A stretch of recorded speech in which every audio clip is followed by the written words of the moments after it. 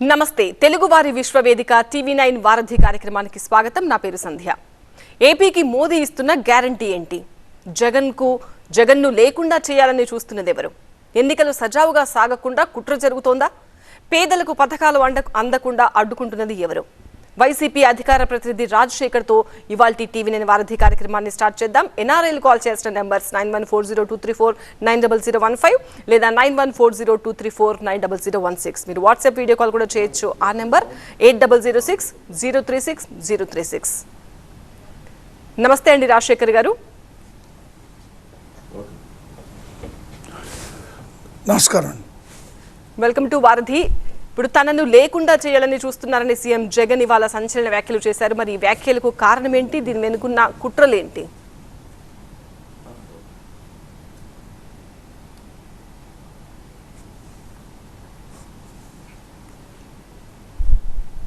ఈరోజు జగన్మోహన్ రెడ్డి గారి మీద ఎన్నికలు జరగబోతున్నటువంటి సమయంలో నిరాధారమైనటువంటి ఆరోపణలు చేస్తూ తప్పుడు సమాచారాలను ప్రజలకిస్తూ ఏదో ఒక విధంగా జగన్మోహన్ రెడ్డి గారిని ఎన్నికల్లో ఓడగొట్టాలని, ప్రజలకు ఏదైతే సంక్షేమ అభివృద్ధి కార్యక్రమాలు జరుగుతున్నాయో వాటి నుండి దూరం చేయాలని ఒక కుట్రపూరితంగా ఎన్ని అవకాశాలు ఉన్నాయో, ఎన్ని వ్యవస్థల్ని మరి వాళ్ళు తప్పుదోవ పట్టిస్తారో అన్ని వ్యవస్థల్ని కూడా తప్పుదోవ పట్టిస్తూ మరి జగన్మోహన్ రెడ్డి గారి మీద ఒక కుట్రపూరితంగా వ్యవహరిస్తున్నట్టుగా స్పష్టంగా కనపడతా ఉంది. కానీ జగన్మోహన్ రెడ్డి గారు వ్యవస్థల్ని నమ్ముకోలేదు, లేదా అధికారులను నమ్ముకోలేదు, కేవలం మరి పార్టీలను కూడా నమ్ముకోలేదు. ఏ ఒక్క పార్టీని కూడా ఒంటరిగానే ప్రజల మధ్యకు వచ్చారు, ఒంటరిగానే ఎన్నికలకి వెళ్తూ ఉన్నారు. ప్రజల యొక్క ఆశీస్సులతోనే రేపు విజయం సాధిస్తాము, ప్రజలకు ఇచ్చినటువంటి మేలును మాత్రమే నమ్ముకున్నారు. ప్రజలే మరి శ్రీరామ రక్ష తప్పితే వేరే విషయాలు కాదు అని గట్టిగా నమ్మినటువంటి వ్యక్తిగా జగన్మోహన్ రెడ్డి గారు ఈరోజు ప్రజల మధ్యకి వెళ్తూ ఉన్నారు. ఖచ్చితంగా రేపు విజయం సాధించబోతాము అనేటువంటిది వాస్తవం అండి. రైట్ అండి. కాలర్ ఉన్నారు, ఇంతియాజ్ కాల్ చేస్తున్నారు దుబాయ్ నుంచి. ఇంతియాజ్ గారు అడగండి మీ ప్రశ్న. నమస్తే మేడం. నమస్తే సార్. నమస్తే సార్. బేసిక్ గా ఇప్పుడు చూసారంటే తప్పుడు ప్రచారాలు, తప్పుడు న్యూస్లు, తప్పుడు సర్వేలు ఏది వదలట్లేదు సార్. ఆఖరికి ఈసీ దాకా కూడా పథకాలను రిలీజ్ చేయకుండా ఆపేసే దాంట్లో మీరు స్ట్రాటజిక్ గా సరే కేస్ ఆన్ కేసులో మీరు సపోర్ట్ చేసిన బీజేపీ గవర్నమెంటే సగం కారణం సార్ దీనికి. ఎందుకంటే వాళ్ళు మీ అపోజిషన్ లో ఈ రోజు వాళ్ళతో టీడీపీ వాళ్ళతో కూటమి ఉన్నారు కాబట్టి వాళ్ళకి సపోర్ట్ చేయాలి కాబట్టి ఇలాంటి పనులు చేస్తున్నారు. వీళ్ళతో ఎప్పుడు ఈ ఫ్యూచర్ లో అసలు ఏ పాలసీకి మీరు సపోర్ట్ చేయకూడదు సార్ గోయింగ్ ఫార్వర్డ్. ఇది point number 1. Point number 2, Jaganmohan Reddy గారు సొంత కష్టం మీద సింగిల్ గా నిలబడి ఈ రోజు దాదాపు 20 మందిని ఎదుర్కొంటున్న మగాడండి. ఇలాంటి వాళ్ళు ఎంత మంది వచ్చినా నిన్న పడిన వానకి మొన్న మొలిచిన మొక్కలు వీళ్ళంతా, ఈ అపోజిషన్ అంతా. ఇలాంటి వాళ్ళ వల్ల జగన్మోహన్ రెడ్డి గారికి ఎటువంటి నష్టం లేదు. ఆయన చేసిన సంక్షేమ పథకాలు, సంక్షేమ కార్యక్రమాలు, డెవలప్మెంట్ అంటే socio economic development for the life of the people. ఏదో ఐటీ కంపెనీలు రావడం డెవలప్మెంట్ కాదండి. ఎవ్వరు చాలా మంది ఈ డెవలప్మెంట్ కి అర్థం తెలియని వాళ్ళందరూ ఎన్ని కంపెనీలు వచ్చాయని మాట్లాడుతున్నారు. అసలు కంపెనీలు వస్తే జనాలు అక్కడ ఉండరండి. ఇప్పుడు నేనే చదువుకున్నాను, ఫర్ ఎగ్జాంపుల్ నాలాంటి వాళ్ళు, నా ఫ్రెండ్స్ అందరూ చదువుకున్నారు. ఎవరు అక్కడ మా ఊర్లో లేరు. హైదరాబాద్ లో ఐటీ కంపెనీ హైదరాబాద్ లో ఉండరు. ఒక స్టేట్ లో ఉండేవాళ్ళు వేరే స్టేట్కి వెళ్ళి ఉద్యోగాలు చేస్తారు. ఈ బేసిక్ కామన్ సెన్స్ కూడా లేకుండా ఎన్ని ఐటీ కంపెనీలు వచ్చేసాయి. ఏది కాల్ సెంటర్లో చంద్రబాబు నాయుడు పెట్టినట్టు హైటెక్ సిటీలో కాల్ సెంటర్లు పెట్టాడు ఆయన. ఐటీ కంపెనీలు రాలేదు, ఏదో ఒకటో రెండో దాని తర్వాత వచ్చింది. ఈయనేదో చేసినట్టు అసలు శిలాఫలకం పెట్టిందే కాంగ్రెస్ గవర్నమెంట్. చెప్పాలంటే హైటెక్ సిటీకి చంద్రబాబు నాయుడు గారికి సంబంధమే లేదు. ఆయన ఏదో ఓపెన్ చేసి నేను చేశానని ప్రగల్భాలు పలుకుతున్నాడు. జగన్మోహన్ రెడ్డి గారు చేసినంత డెవలప్మెంట్ సింపుల్ సార్, జిఎస్డిపిలో తెలిసిపోతుంది. ఆయన ప్రెజెంటేషన్ ఇచ్చారు కదండి. మీరు 9 ఏళ్ళు ఉన్నారు కదా, మేము రాజమౌళిని తీసుకొచ్చి గ్రాఫిక్లు వేసి చిత్రాలు చేసేస్తా ఉన్నట్టు చూపించారు కదా. మీరు చేసిన డెవలప్మెంట్ ఏంటంటే చెప్పలేకున్నాడు ఆయన. అది చెప్పకుండా 24 గంటలు ఈయన మీద పడి ఏడవడం ఏంది? అదేమంటే వీళ్ళ చెల్లెల గురించి వీళ్ళు మాట్లాడతారంటారు, పర్సనల్ విషయాలు మాట్లాడతారు. మీరు చేసింది ఏందయ్యా 9 ఏళ్ళుండి? మీరేం చేయలేదు కదా. జగన్మోహన్ రెడ్డి గారు కనీసం జనాలను ఆదుకున్నారు, at the same time development కూడా చేశారు. రెండింటికి తేడా ఉంది కదా. సో ఈ బేసిక్ కామన్ సెన్స్ ఉండాలండి. ఆఖరి పాయింట్, ఎంతసేపటికి ఆయన ఫోటో ఉంది అని ఏడిచే ఈ ఏడుపు కొట్టు మనుషులకి మీరు ప్రధానమంత్రి ఫోటో పెట్టినప్పుడు లేని బాధ జగన్మోహన్ రెడ్డి గారు ఫోటో పెడితే ఎందుకు వస్తుందండి మీకు బాధ? సార్, మీరు ప్రతి గవర్నమెంట్ ఆఫీసులో, ప్రతి ఇన్స్టిట్యూట్ లో జగన్మోహన్ రెడ్డి గారి ఫోటోయే ఉండాలండి. ఎందుకంటే ఆయనంత మంచి మానవతావాది, మహానుభావుడు, మంచి మనిషి ఇంకొకటి లేరండి పాలిటిక్స్ లో. నిఖార్స్ అయిన 24 క్యారెట్ బంగారం లాంటి మనిషి జగన్మోహన్ రెడ్డి గారు. ఇలాంటి ఆయన ఇంకా ఉండాలి. ఇంకో 10-15 ఏళ్ళు కూడా ఆయన గవర్నమెంట్ ఉండాలని మనస్ఫూర్తిగా కోరుకుంటున్నాం. సిద్ధం. జై జగన్. రైట్ ఇంతియాజ్ గారు. రాజశేఖర్ గారు,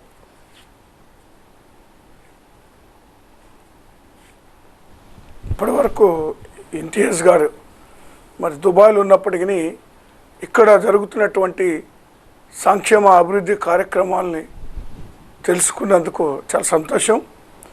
అది ఏదైతే ఆయన చెప్పారో అది ముమ్మాటికి వాస్తవం.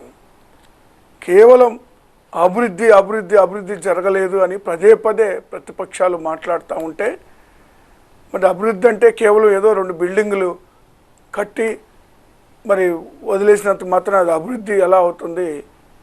పేదవాళ్ళు ఎప్పుడైతే ఆర్థికంగా సామాజికంగా బలపడతారో, ఎప్పుడైతే పేదవాళ్ళకి కొనుగోలు శక్తి ఎప్పుడైతే పెరుగుతుందో ఆటోమేటిక్గా ప్రభుత్వం కూడా మరి ఆర్థికంగా కూడా బలపడేటువంటి అవకాశాలు ఉంటాయి.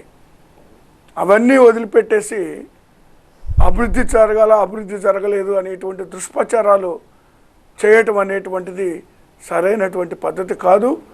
మొట్టమొదటి నుంచి కూడా వాళ్ళు అదే. ఇప్పుడు చంద్రబాబు నాయుడు గారు మరి 14 సంవత్సరాలు ముఖ్యమంత్రిగా చేశారు. మరి కేవలం జగన్మోహన్ రెడ్డి గారు మరి ఈ యొక్క 5 సంవత్సరాల్లోనే అభివృద్ధి అంటే ఏంటో, పేదవాళ్ళని ఏ విధంగా ఆదుకున్నారో, ఈరోజు ఇది పేదవాళ్ళ ప్రభుత్వం అనేటువంటిది నిరూపించుకోగలిగారు. ఏ ఒక్కరైనా జగన్మోహన్ రెడ్డి గారు పేరు చెప్పినా, గతంలో రాజశేఖర రెడ్డి గారు పేరు చెప్పినా కొన్ని పథకాలను చెప్పగలుగుతారు, ఈ పథకాలు మాకు చేశారు అని. రాజశేఖర రెడ్డి గారు ఆ రోజు ఫీజు రియంబర్స్మెంట్ అని చెప్పినా, లేదా ఆరోగ్యశ్రీ అయినా రాజశేఖర రెడ్డి గారి పేరే గుర్తొస్తుంది, ఉచిత విద్యుత్ అయినా. అలాగే జగన్మోహన్ రెడ్డి గారు ఈ పథకాలన్నీ కూడా కంటిన్యూ చేస్తూ మరిన్ని పథకాలను ప్రవేశపెట్టి ప్రజలకి చేరువైనటువంటి పరిస్థితులు మనం చూస్తూ ఉన్నాం. అలాంటిది మరి ఆయన మీద దుష్ప్రచారం చేయాలని, కేవలం ఎన్నికల ప్రయోజనాల కొరకు మరి ఎన్ని అబద్ధాలైనా ఆడాలా, ఎన్ని అరాచకాలైనా చేయాలా, ఏదో ఒక విధంగా అధికారంలోకి రావాలి అని ఈ ప్రతిపక్షాలు ఈరోజు ఒక పని కట్టుకొని మరి ప్రభుత్వం మీద, జగన్మోహన్ రెడ్డి గారి మీద దుష్ప్రచారాలు చేస్తూ ఉన్నారు. మరి వాటన్నిటిని కూడా ప్రజలు గమనించాలని చెప్పి నేను మనవి చేస్తూ ఉన్నాను. రాజశేఖర్ గారు, ఎన్నికలు సజావుగా సాగుతాయన్న అనుమానం వ్యక్తం చేశారు సీఎం జగన్. ఎందుకు ఇలాంటి వ్యాఖ్యలు చేయాల్సి వచ్చింది? ఏమేం కారణాలుగా చూపిస్తున్నారు?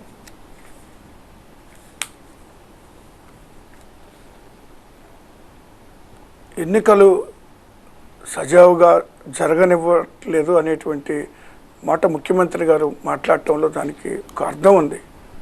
ఉదాహరణకి మరి ఈ వాలంటీర్లకు సంబంధించి మరి వాళ్ళు మరి పేదవాళ్ళకి, మరి అవ్వాతాతలకు, ముసలి వాళ్లకు ఇంటికి తీసుకెళ్ళి పెన్షన్ ఇస్తున్నటువంటి సందర్భమే కాకుండా సంక్షేమ కార్యక్రమాలన్నీ కూడా డోర్ డెలివరీ చేస్తున్నటువంటి సందర్భంలో వాలంటీర్ల ద్వారా అలా జరగడానికి వీల్లేదు అనేటువంటి మరి వీళ్ళు వెళ్ళి కంప్లైంట్ చేయడం ఎలక్షన్ కమిషన్కి, వాళ్ళకి దానికి అనుగుణంగా మరి వాళ్ళని వాలంటీర్స్ ఇన్వాల్వ్మెంట్ ఉండకూడదు అని చెప్పడం వల్ల మరి దాదాపు 33 మంది మరి వృద్ధులు చనిపోవడం జరిగింది.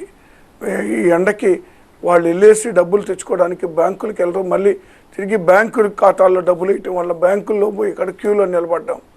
ఇలాంటి ఇబ్బందులు కలిగించడం వల్ల మరి వాళ్ళు ఇబ్బంది పడ్డారు.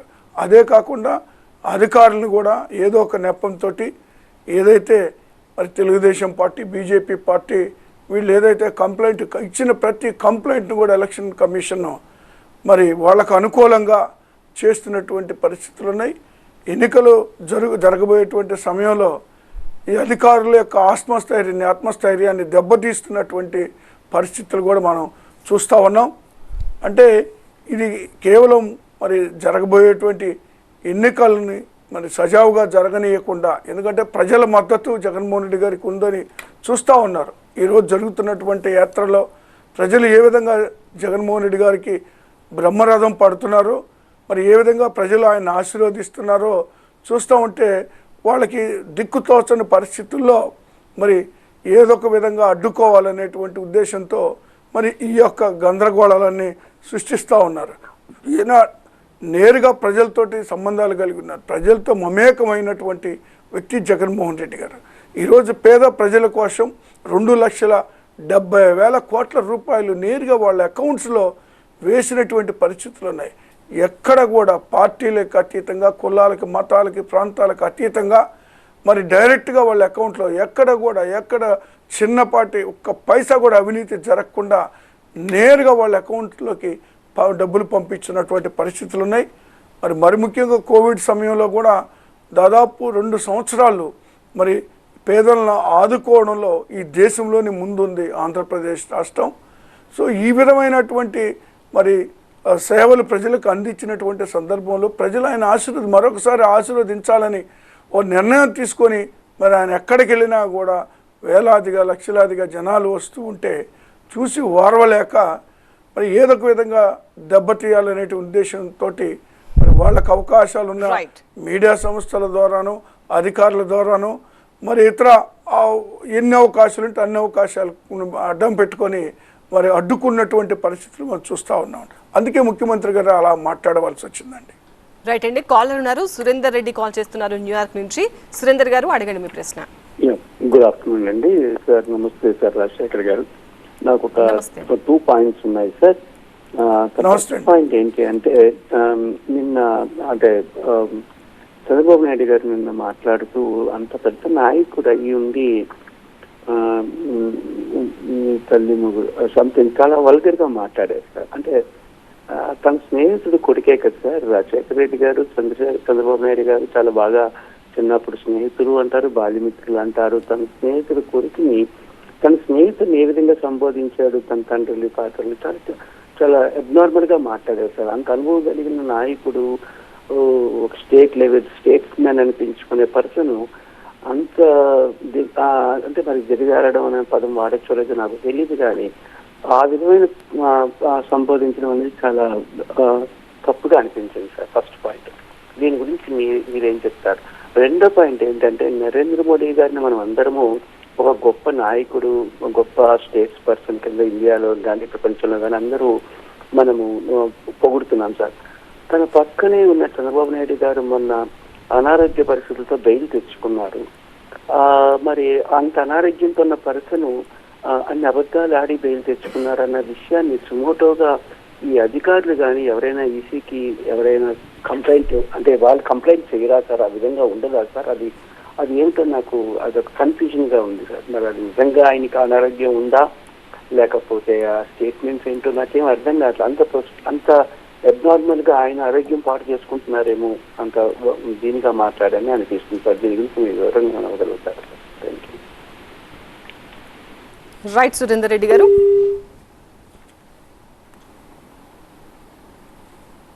సురేందర్ రెడ్డి గారు చంద్రబాబు నాయుడు గారికి స్నేహితులను లేదా ఆయన చివరికి వాళ్ళ కుటుంబ సభ్యులైనా సరే మీరు చూశారు కదా, మరి ఆయన రాజకీయ భవిష్యత్తు ఇచ్చినటువంటి ఎన్టీ రామారావు గారిని ఏ విధంగా వెన్నుపోటు పొడిచి ఆయన అధికారంలోకి తీసుకోవడమే కాకుండా ఆయన పార్టీనే హస్తగతం చేసుకొని మరి ఆయన చావుకు కూడా కారణమైనటువంటి వ్యక్తి చంద్రబాబు నాయుడు గారు.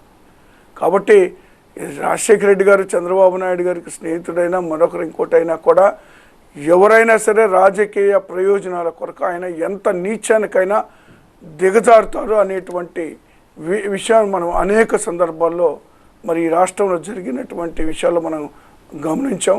కాబట్టి అంతిమంగా ఆయనకి రాజకీయ ప్రయోజనాలు తప్పితే ఇక వేరేటువంటి ఆలోచన వేరే సంబంధాలు అనేటువంటిది కూడా ఉండవు అనేటువంటిది నా ఉద్దేశం. తర్వాత వచ్చేసి ఇప్పుడు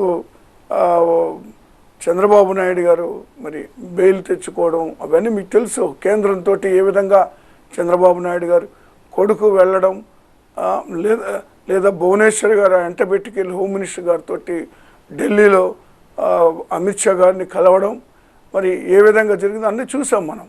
ఆ తర్వాత ఏ విధంగా మరి క్రమేణా వీళ్ళంతా కలిసి కూడా ఒక కూటమిగా ఏర్పడడం అనేటువంటిది కూడా చూసాం.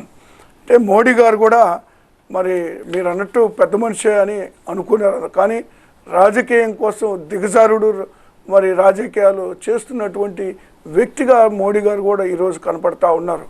నిన్నగాక మొన్న చంద్రబాబు నాయుడు గారు మరి పోలవరం ప్రాజెక్టుని ఏటీఎం లాగా వాడుకున్నారు, ఇష్టరాజ్యంగా అవినీతికి పాల్పడ్డారని 14-19 మధ్యలో మరి మాట్లాడడం జరిగింది. అలాంటి పరిస్థితి నుంచి మళ్ళీ ఈరోజు వాళ్ళతో కలిసిన తర్వాత విడిపోయినప్పుడు ఒక మాట, కలిసినప్పుడు ఒక మాట, ఇప్పుడు వాళ్ళతో కలిసి పోటీ చేస్తున్నటువంటి సందర్భంలో మరి ఈరోజు జరిగినటువంటి రాజమండ్రిలో జరిగినటువంటి వాళ్ళ మీటింగ్లో మళ్ళీ చంద్రబాబు నాయుడు గారిని మరి పొగడడం జరిగింది.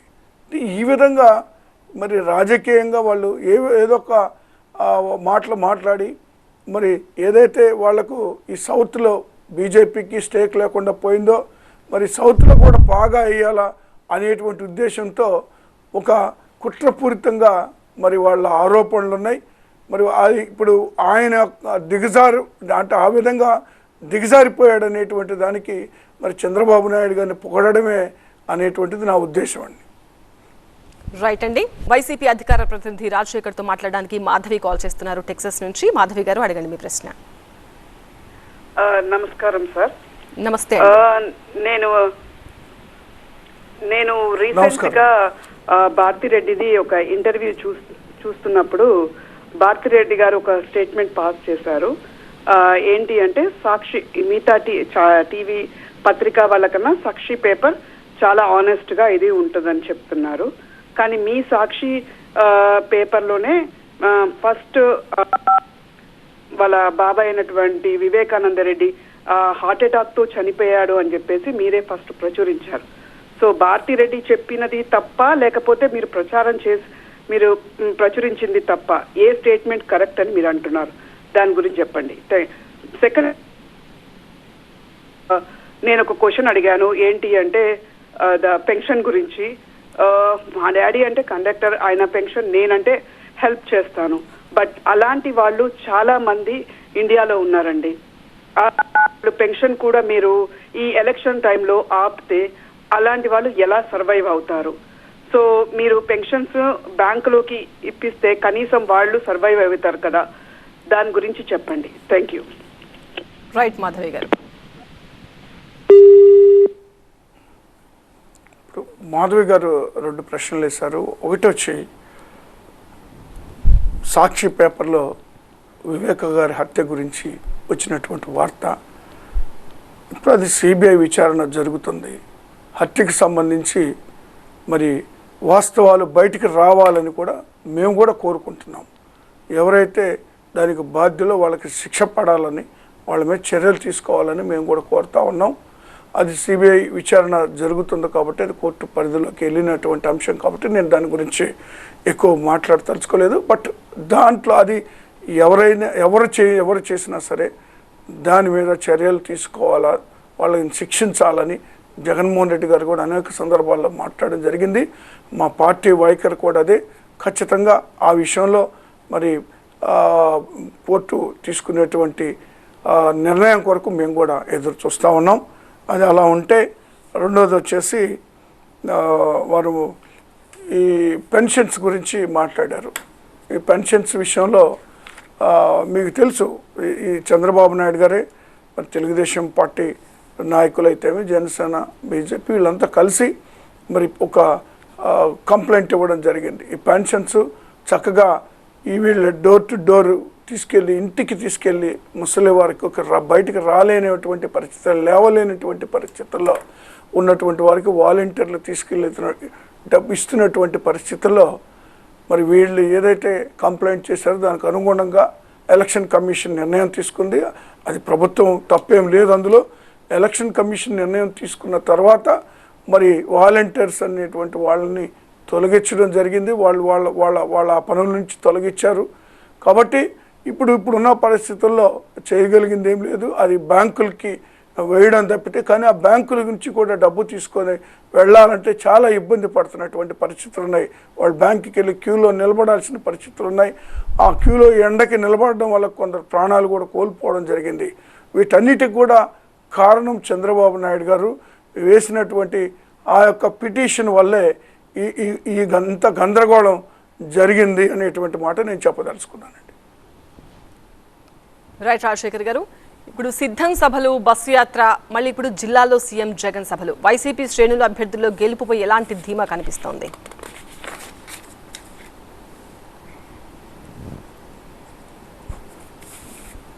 జగన్మోహన్ రెడ్డి గారు చేస్తున్నటువంటి సిద్ధం సభలు కానీ బస్సు యాత్రలు కానీ ఏదైనా నిత్యం ప్రజల మధ్య ఉండే విధంగా ఆయన ఒక కార్యక్రమాన్ని రూపకల్పన చేయడం జరిగింది. ఈ 5 సంవత్సరాల్లో ఏదో ఎన్నికలప్పుడు మాత్రమే ఈయన ప్రజల మధ్యకి వెళ్తున్నాడు లేదా ఎమ్మెల్యేలు ప్రజల మధ్యలోకి వెళ్తున్నారు అనేటువంటి మాట లేకుండా ఈ 5 సంవత్సరాలు కూడా నిత్యం గడప గడప అనేటువంటి కార్యక్రమం ద్వారా ప్రజల దగ్గరికి ఎమ్మెల్యేలు కానీ మంత్రులు కానీ వెళ్ళడం జరిగింది. అనేక సందర్భాలు, అనేక కార్యక్రమాలు, సంక్షేమ కార్యక్రమాల ద్వారా ముఖ్యమంత్రి గారు కూడా ప్రజల మధ్యలోకి వెళ్ళడం జరిగింది.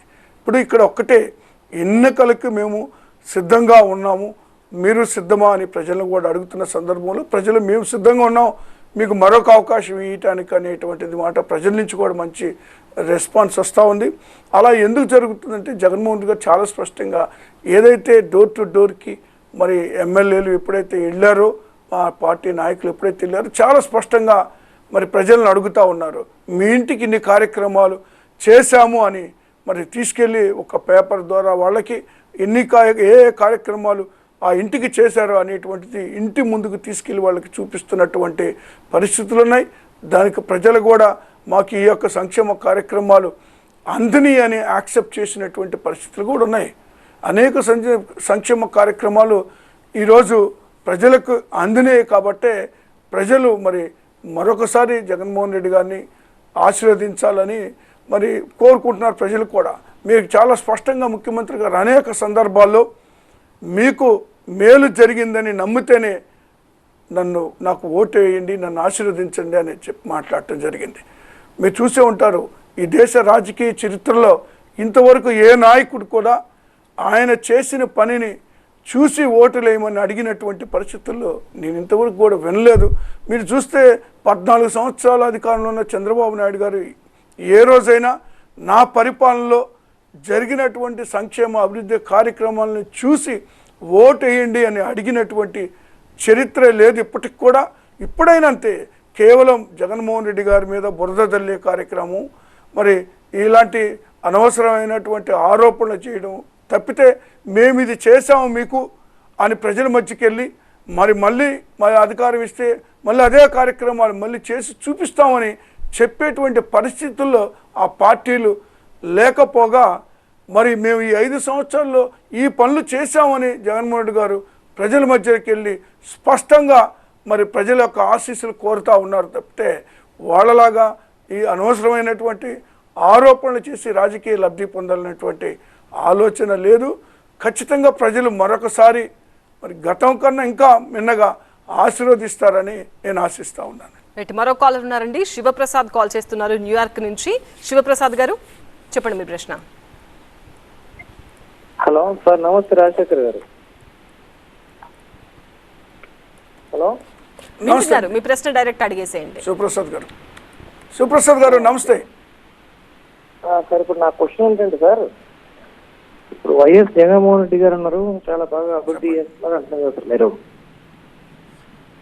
సార్ వింటున్నారు మీరు డైరెక్ట్ గా మీ ప్రశ్న షార్ట్ గా అడిగండి. ఏమండి సార్ ఇప్పుడు వైఎస్ జగన్మోహన్ రెడ్డి గారు అభివృద్ధి చేస్తున్నారు ఆంధ్రప్రదేశ్ అని మీరు అంటున్నారు. అడిగండి ఆయన మీ ప్రశ్న అధికారంలోకి ఏంటో. ఆయన అధికారంలోకి వచ్చి 55 నెలలు అవుతుంది కదా సార్. అడగండి మీ ప్రశ్న అడగండి. అడిగిన తర్వాత నా మొత్తం సమాధానం చెప్తారు. ప్రశ్న చెప్పండి ఏంటంటే చెప్పండి. దేశ చరిత్రలో ఎవరు సచివాలయాన్ని ఎంఆర్ఓ ఆఫీసులు తాకట్టు పెట్టిన నాయకుడు అయితే లేరు కదా సార్ మీకు తెలిసి. రైట్, థ్యాంక్ యూ శివప్రసాద్ గారు, మీ ప్రశ్న అర్థమైంది. శివశంకర్ గారు సచివాలయాలు ఎంఆర్ఓ ఆఫీసులు తాకట్టు పెట్టారు అని అంటున్నారు ఆయన.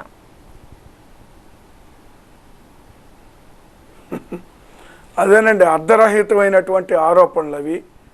ఈరోజు ఆంధ్రప్రదేశ్లో అనేకమైనటువంటి అభివృద్ధి కార్యక్రమాలు జరిగినాయి. సచివాలయాలు మరి మీరు చూశారు, గతంలో సచివాలయం అంటే స్టేట్ హెడ్ క్వార్టర్కి రావాలా. ఈరోజు ప్రతి గ్రామానికి ఒక సచివాలయాన్ని కట్టించినటువంటి పరిస్థితులు ఉన్నాయి. ప్రతి గ్రామంలో రైతు భరోసా కేంద్రాలను కట్టించినటువంటి పరిస్థితులు ఉన్నాయి. ప్రతి గ్రామంలో మరి విలేజ్ హెల్త్ క్లినిక్లు కట్టించినటువంటి పరిస్థితులు ఉన్నాయి.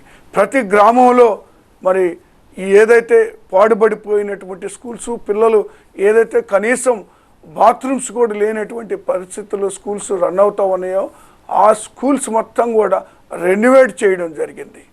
అనేకమైనటువంటి కార్యక్రమాల ద్వారా ప్రతి గ్రామంలో మీరు ఎక్కడ చూసినా జగన్మోహన్ రెడ్డి గారి మార్కు కనపడుతుంది. అందుకే కదండి ఈరోజు జగన్మోహన్ రెడ్డి గారు స్పష్టంగా అడగగలుగుతున్నారు, నేను అభివృద్ధి చేశాను, మీకు మీ ఇంటికి మేలు చేశాను అని నమ్మితేనే నాకు ఓట్లేని నన్ను అడుగుతూ ఉంటారు. ఆ మాట మీరు విన్నారా ఎవరైనా? మీరు ఒక్క మాట చెప్పండి శివప్రసాద్ గారు, ఆ మాట మీరు విన్నారా? ఏ రోజు ఏ రాజకీయ నాయుడైనా, ఏ పార్టీ అయినా, ఏ రాష్ట్రంలో అయినా మరి నేను చేసింది మీకు మేలు చేస్తేనే ఓట్లేయండి అని అంత ధైర్యంగా మాట్లాడినటువంటి వ్యక్తులు ఎవరైనా ఉన్నారా చెప్పండి? జగన్మోహన్ రెడ్డి గారు చేశారు కాబట్టే చెప్పగలుగుతున్నారు. ఈరోజు అనేకమైనటువంటి మరి పోర్టుల నిర్మాణాలు అయితేమి, ఎయిర్పోర్ట్లు అయితేమి, సీ పోర్ట్లు అయితేమి, ఆ విధంగా అనేక కంపెనీలు దగ్గర 13 లక్షల కోట్ల రూపాయల పెట్టుబడులతోటి ఈరోజు కంపెనీలు ఆంధ్రప్రదేశ్లో ప్రారంభమైనాయి అంటే మీరు అర్థం చేసుకోవచ్చు. రాబోయే రోజుల్లో మరి ప్రజలకు యువకులకి ఉద్యోగ అవకాశాలు కూడా ఉంటాయి. అనేకమైనటువంటి ఇంకా సంక్షేమ కార్యక్రమాలు మరి ఆయన రూపకల్పన చేస్తున్నారు. ఈ రాబోయే 5 సంవత్సరాల్లో దాదాపుగా ఆయన ఏదైతే ఆలోచన చేశారో ప్రతి కార్యక్రమం కూడా జరిగేటువంటి అవకాశం ఉందని తెలియజేస్తా ఉన్నాను సార్. రైట్ అండి, మరో కాల్ ఉన్నారు. రామకృష్ణ కాల్ చేస్తున్నారు ఫ్రాన్స్ నుంచి. రామకృష్ణ గారు అడగండి మీ ప్రశ్న. నమస్తే సార్. నమస్తే అండి, TV9 పక్షి. నమస్తే అండి సార్. ఇప్పుడు ఒక డైలాగ్ చెప్పారు, ఇప్పుడు ఒక మాట చెప్పారు. ఏమంటే మా ఇంట్లో అందరికీ న్యాయం జరిగితే మీరు నన్ను అడగండి అని అడిగారు. జగన్మోహన్ రెడ్డి గారు చెప్పమని చెప్పారు అన్నారు. సరే సార్, మా మద్యపానం నిషేధం తర్వాతే నేను వచ్చి ఎన్నికలు అడుగుతాన్నారు, అడిగారా? లేదే. సిపిఎస్ వారం రోజులైంది సార్, ఎన్ని వారాలైంది? చాలా వారాలైంది. అది రద్దు చేశారా? చేయలేదు. దీని మీద మాట్లాడరు మీరు. తర్వాత ఈ వాలంటీర్లు వీళ్ళందరూ ఇప్పుడే వచ్చారు సార్, ఈ 5 సంవత్సరాలు బట్టే ఉన్నారు, అంతకుముందు ఎవరు లేరు. అందరికీ అంతకుముందు పెన్షన్లు తీసుకోలేదా? రాజశేఖర రెడ్డి గారి నుంచి అన్నీ ఉన్నాయి సార్. ఈ రోజు కొత్తగా వచ్చి జగన్మోహన్ రెడ్డి గారు క్యాండిల్కి ఇచ్చి ఏమి చేయలేదు ఆయన. మూడవది సార్, ఇంకోటి, సొంత బాబాయ్ని ఏం చేసినవాడు, సొంత చెల్లెల్ని తిట్టించినవాడు రాష్ట్రానికి ఏం చేస్తారు సార్ మాకు? నెక్స్ట్ జాబులు ఎన్ని వచ్చినాయి సార్? 5,000 రూపాయల వాలంటీర్ జాబా? 5,000 అంటే వాలంటీర్ జాబ్ ఒక జాబ్ సార్. అది ఎవరిని పోషిస్తారు సార్? దాంతో డిఎస్సి ఫస్ట్ సంతకం ఏం చేస్తా అన్నారు, ఎక్కడేచ్చారు సార్? అర్థమైంది, మీ ప్రశ్న అర్థమైంది. రాజశేఖర్ గారు సిపిఎస్ మద్యపానం ఇవన్నిటి గురించి అడుగుతున్నారు ఆయన.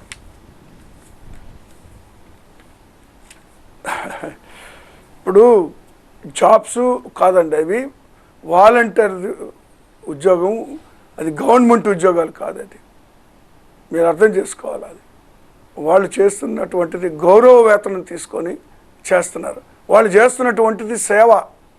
వాలంటీర్స్ అనేటువంటిది సేవ, అది తెలుసుకోండి ఫస్ట్. మీరు బహుశా మీరు అక్కడ ఫ్రాన్స్లో ఉంటే మీకు అర్థం కాకపోవచ్చు ఇక్కడ ఏం జరుగుతుందో. ఏది ఏమైనా మీరు సోషల్ మీడియాని నమ్ముకుంటారు కాబట్టి సోషల్ మీడియాలో మరి ఎక్కువ శాతం కూడా తప్పుడు సమాచారాలు కూడా వస్తూ ఉంటాయి.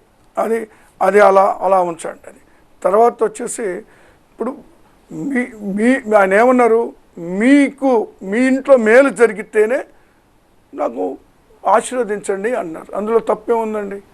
మీ ఇంటికి మేలు జరిగితేనే అంటే మీ ఇంటికి మేలు జరిగితేనే కదా మరి ఆయన అడుగుతున్నారు. కాబట్టి ప్రజలకు మేలు చేశారు కాబట్టి ఆ మాట ఆయన అడగగలుగుతూ ఉన్నారు. తర్వాత పెన్షన్లు గతంలో ఉన్నాయి, ఇప్పుడు ఉన్నాయి. మీకు తెలుసో తెలీదో, మీరు ఇక్కడ లేరు కాబట్టి మీకు తెలియకపోవచ్చు. గతంలో 5 సంవత్సరాల్లో పెన్షన్ అనేటువంటిది మరి ఒకరు చనిపోతే కానీ ఆ ప్లేస్లో రీప్లేస్మెంట్ చేస్తూ మరొకరికి పెన్షన్ ఇచ్చేవాళ్ళు. అది తెలుసో తెలీదో మరి మీకు? ఒకళ్ళు చనిపోవాలా, ఒకరికి పెన్షన్ రావాలంటే ఒకళ్ళు చనిపోవాలా పెన్షన్ తీసుకుంటున్నటువంటి వ్యక్తి. కాబట్టి అప్పటికిప్పుడు కాదు, అర్హులైన ప్రతి ఒక్కళ్ళకు కూడా ఈరోజు పెన్షన్లు ఇస్తున్నారు. దాదాపు 66 లక్షల మందికి దాదాపుగా పెన్షన్, వివిధ రకాలైనటువంటి వ్యక్తులకి పెన్షన్లు ఇస్తూ ఉన్నారు ఈరోజు. అయితే గతంలో ఏం చేసేవాళ్ళు తెలుసా మీకు? గతంలో ట్రెజరీకి వెళ్ళి పెన్షన్లు తెచ్చుకునేవాళ్ళు. ఎంత ఇబ్బంది పడేవాళ్ళు ప్రజలు. ప్రతిరోజు అక్కడికి వెళ్ళేవాళ్ళు. మరి ఏ రోజు వస్తుందో తెలియదు. అలాంటి పరిస్థితి నుంచి ఆ పెన్షన్ అనేటువంటిది నేరుగా ఇంటికి అందిస్తూ ఉన్నారు అవ్వాతాతలకి, ముసలివారికి. అంతకన్నా మేలు ఏం కావాలండి? మీరు తర్వాత అది వదిలేసేయండి. మద్యపాన నిషేధం అని చెప్పారు. ఖచ్చితంగా మద్యపాన నిషేధము ఆ రోజు జగన్మోహన్ రెడ్డి గారు ఏం మాట్లాడారండి? దశల వారీగా మద్యపాన నిషేధం చేస్తానన్న చెప్పిన మాట వాస్తవమే.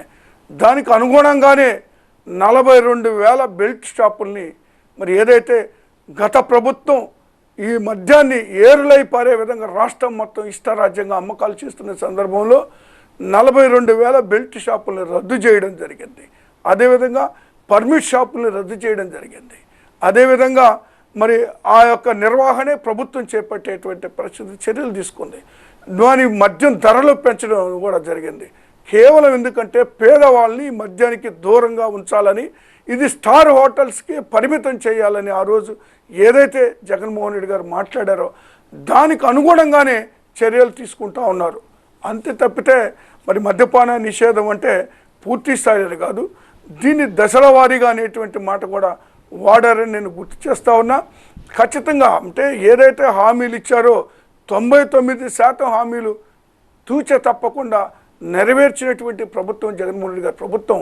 రాబోయే రోజుల్లో మరి ఏదైతే ఇంకా మిగిలినయో వాటన్నిటిని కూడా ఖచ్చితంగా మరి నెరవేర్చేటువంటి కార్యక్రమాలన్నిటిని తీసుకుంటారు.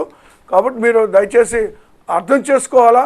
మరి ఈ యొక్క కార్యక్రమాలు మరి ఒకటిగా మరి వీటన్నిటిని కూడా ఇచ్చినటువంటి హామీలను నెరవేరుస్తూ వచ్చారు ఇన్ని రోజుల్లో. 2 సంవత్సరాలు మీరు ఒక్కటే అర్థం చేసుకోండి. 2 సంవత్సరాలు కరోనాకు పోయింది. ఈ కరోనా టైంలో ప్రజలను ఆదుకోవడానికే సరిపోయింది. ప్రజలకి మరి ప్రభుత్వానికి ఆదాయం అలా ఉంచితే అదనంగా ఖర్చు పెట్టాల్సిన పరిస్థితులు, ప్రజలను ఆదుకోవాల్సిన పరిస్థితుల్లో ప్రభుత్వం 2 సంవత్సరాలు ప్రజల మధ్యలో సేవలు అందించినటువంటి పరిస్థితులు ఉంది. మిగిలిన 3 సంవత్సరాల్లోనే ఈ యొక్క అభివృద్ధి కార్యక్రమాలు అనేటువంటిది జరిగినాయి అనేటువంటి మాట దయచేసి గుర్తుపెట్టుకోవాలని నేను కోరుతా ఉన్నాను. రాజశేఖర్తో మాట్లాడడానికి రాఘవేంద్ర కాల్ చేస్తున్నారు టెక్సస్ నుంచి. రాఘవేంద్ర గారు అడగండి మీ ప్రశ్న. హలో రాజశేఖర్ గారు, నమస్తే అండి. నమస్తే అండి, డైరెక్ట్ అడిగేసండి మీ ప్రశ్న. నమస్తే సార్. సార్ ఇప్పుడు నా క్వశ్చన్ ఏంటంటే, మీరు మాట్లాడితే చంద్రబాబు నాయుడు గురించి మాట్లాడుతున్నారు. ఆల్రెడీ మీరు ప్రభుత్వంలోకి వచ్చి 55 నెలలు అవుతుంది. ఇప్పుడు మీరు దేశంలో ఎక్కడ లేని మద్యపాన నిషేధం అంటే దశల వారీగా అన్నాడు. ఏ రోజు జగన్మోహన్ రెడ్డి గారు దశల వారీగానే మాట చెప్పలేదు సార్. మద్యపాన నిషేధం చేస్తేనే వచ్చి 2024 ఓట్లు అడుగుతారని చెప్పాడు. అది పక్కన పెడితే మీరు చంద్రబాబు నాయుడు గురించి ఏం చెప్తున్నారు? వాళ్ళ మేనమామ వెన్నుపోటు అని చెప్పి 25 సంవత్సరాల క్రితం స్టోరీ చెప్తున్నారు. ఇప్పుడు ప్రజెంట్ ఏంది? ఈవెన్ జగన్మోహన్ రెడ్డి గారు సొంత చెల్లెల చెప్తుంది కదా సార్, అవినాష్ రెడ్డి గురించి అండ్ వివేకానంద రెడ్డి హత్య కేసు గురించి. దాని గురించి చెప్పండి సార్. రైట్ అండి రాఘవేంద్ర గారు. సార్ ఇక్కడ మీరు ఒకవేళ విన్నారో లేరో ఒకసారి మీరు మళ్ళీ వెనక్కి వెళ్ళి చూసుకోండి. దశల వారీగా మద్యపాన నిషేధం అనేటువంటి మాట వాడారు. మరి అది మీకు తెలియకపోతే తెలుసుకోండి. మరొకసారి గతంలో ఏదైతే జగన్మోహన్ రెడ్డి గారు మాట్లాడారో అది చూడండి ఒకసారి. అది స్టార్ హోటల్స్కే పరిమితం చేస్తాం, పేదవాళ్ళకి మద్యం అందకుండా చేసేటువంటి ప్రయత్నం అనేటువంటి చేస్తాము అని మాట్లాడటం జరిగింది. అది మీరు వినలేదేమో, మీరు ఒకసారి చెక్ చేసుకోండి. తర్వాత చంద్రబాబు నాయుడు గారు పేరే వాడుతున్నారు అని మాట్లాడారు. చంద్రబాబు నాయుడు గారు పేరు వాడుతున్నారంటే ఏదైతే చంద్రబాబు నాయుడు గారే దుష్ప్రచారాలు ఈరోజు రాష్ట్రంలో చేస్తున్నారు కాబట్టే ఆయన పేరు ఖచ్చితంగా వాడవలసి వస్తుంది. అలాగే ఏదైతే ఈ ప్రభుత్వం మేలు చేయలేదు ప్రజలకు అని అన్నారు కాబట్టే మరి చంద్రబాబు నాయుడు గారు ఏ మేలు చేశారో ఈ 14 ఏళ్లలో ప్రజలకు తెలియజేయాలా. మేమైతే చెప్తున్నాం కదా, మేము చేసినటువంటి మేలు వీటిని చూసే మమ్మల్ని ఆశీర్వదించండి మేము అడుగుతున్నాం. కాబట్టి మరి చంద్రబాబు నాయుడు గారు 14 ఏళ్లలో నేను ఇది చేశాను కాబట్టి ఈ యొక్క సంక్షేమ కార్యక్రమం ఒక్కటి చెప్పమనండి. మీరు మాట్లాడారు కదా, ఆయనకి రాఘవేంద్రరావు గారు టెక్సాస్ నుంచి మాట్లాడారు. ఒక సంక్షేమ లేదా ఒక్క కార్యక్రమం మీకు గుర్తుండేది ఏదైనా ఉంటే కూడా ఒకటి చెప్పండి. ఒకటి ప్రజలకు మేలు చేసినటువంటిది. ఈరోజు జగన్మోహన్ రెడ్డి గారు ఎన్ని సంక్షేమ కార్యక్రమాలు చేశారో మీరు అందరూ చూస్తూనే ఉన్నారు. అవన్నీ చూసి ఆశీర్వదించమని ఆయన అడుగుతున్నాడు. ఆయన ఎందుకు అడగలేకపోతా ఉన్నారు అనేది కూడా మీరు గమనించాలని నేను కోరుతా ఉన్నాను. వివేకా గారి గురించి మీరు పదే చెప్తున్నారు. ఒక పక్క నేను చెప్తూనే ఉన్నాను, ఇది కోర్టులో మరి అంశం జరుగుతూ ఉంది. దీన్ని అంతకు మించి మేము మాట్లాడేది ఏమి ఉండదు. అక్కడ కూడా ఎవరైతే దాని బాధ్యులో వాళ్ళని శిక్షించాలని మేము పార్టీ నుంచి కానీ లేదా జగన్మోహన్ రెడ్డి గారు మేము కోరుతా ఉన్నాం. రాబోయే రోజుల్లో విచారణ జరుగుతుంది. వాస్తవాలు బయటకు వస్తే ఈ లోపల ఎవరి నోటికి వచ్చిందో వాళ్ళు మాట్లాడుకుంటూ సబబు కాదది. మరి కుటుంబంలో ఉన్నటువంటి వాళ్ళు కూడా వాళ్ళు వ్యతిరేకిస్తున్నారు, వీళ్ళు సహజమే. రాజకీయ ప్రయోజనాలు, ఇప్పుడు షర్మిలా గారు ఉన్నారు, వారి రాజకీయ ప్రయోజనాలు, వారు రాజకీయమైనటువంటి ఫ్యూచర్ వారు చూసుకొని మరి వాళ్ళు తొలగిపోయి వారు పార్టీ పెట్టుకొని ఆ పార్టీని మూసేసి మళ్ళీ తిరిగి కాంగ్రెస్ పార్టీలో చేరి మరి ఈరోజు ఆ పార్టీకి అధ్యక్షురాలుగా ఉండి వారు ఆరోపణలు చేస్తూ ఉన్నారు. సహజంగా మరి రాజకీయంగా ఎవరు ఆరోపణలు వాళ్ళు చేస్తారు, ఎవరు మాటలు వాళ్ళు మాట్లాడతారు. బట్ అంతిమంగా ప్రజలు తీర్పు ఇవ్వాల్సింది. మేము ప్రజలనే నమ్ముకున్నాం తప్పితే పార్టీలను నమ్ముకోలేదు, లేదంటే ఈ కూటమిని నమ్ముకోలేదు, ఏ ఒక్కరిని కూడా నమ్ముకోలే. ప్రజలకు చేసినటువంటి మేలు చూసే మమ్మల్ని ఆశీర్వదించాలని కోరుతున్నాము. అది మీరు గమనించండి సార్. మీరు మరో కాల్ ఉన్నారు, ఆసిఫ్ కాల్ చేస్తున్నారు కాలిఫోర్నియా నుంచి. ఆసిఫ్ గారు అడగండి మీ ప్రశ్న. నమస్తే సార్. ఒక 2-3 పాయింట్స్ అండి. మీరు 99% మీరు చేశానని చెప్తున్నారు.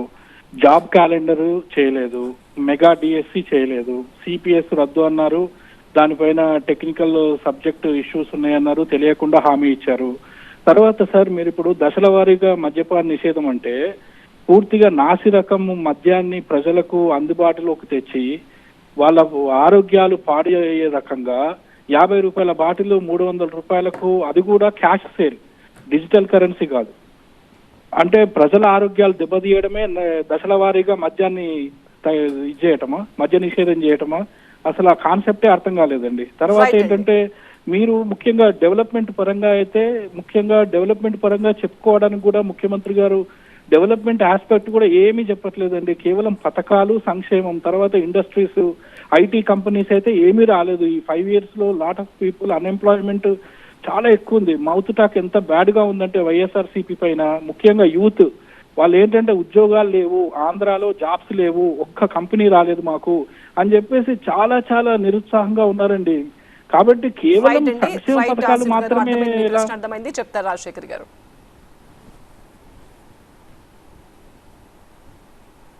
అంటే ఇప్పుడు నేను ఒకటే చెప్పదలుచుకున్నా అండి, అభివృద్ధి కార్యక్రమాలు జరగలేదు, ఐటీ కంపెనీలు రాలేదు అంటే నాకు అర్థం కావట్లేదు.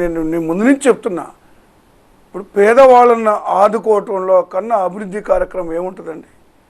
పేదవాళ్ళు ఇది ఇప్పుడు మీకు తెలుసు, ఇండియాలోను లేదా ఆంధ్రప్రదేశ్లో ఏ విధంగా రాష్ట్రం ఉందో విడిపోయిన తర్వాత ఎంత ఇబ్బందికరమైనటువంటి పరిస్థితులు ఉన్నాయో గత 5 సంవత్సరాల్లో వాళ్ళు చేసినటువంటి నిర్వాహకం వల్ల ప్రజలు ఇంకా దయనీయమైనటువంటి పరిస్థితులకు వెళ్ళినటువంటి సందర్భంలో ప్రప్రదమైనటువంటి మరి కార్యక్రమం ఏంటంటే ప్రజలను ఆదుకోవడమే. మరి అభివృద్ధి అని మీరు మాట్లాడారు.